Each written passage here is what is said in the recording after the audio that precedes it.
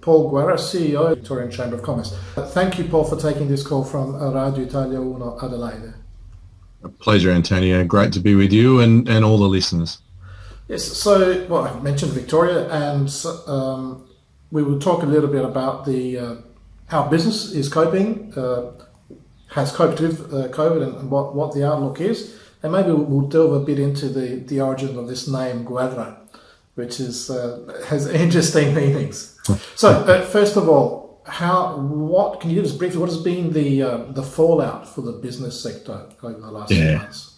Look, it's been really tough on a number of levels. Obviously, we all entered COVID at the same time within Australia, but Victoria managed to get a second wave, which has put us a long way behind the rest of the states. So, certainly we've looked across at Adelaide and the other capital cities and into South Australia and the other states with a lot of envy through this period as we've battled the second wave through. It's had a devastating effect on the state. We had a strong economy coming in.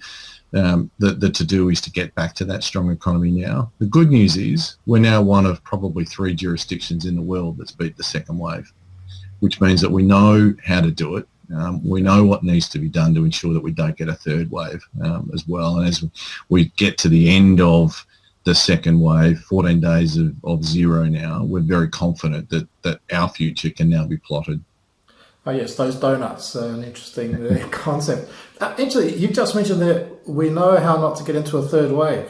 So that's interesting forward thinking about that. Yep. What's the perception?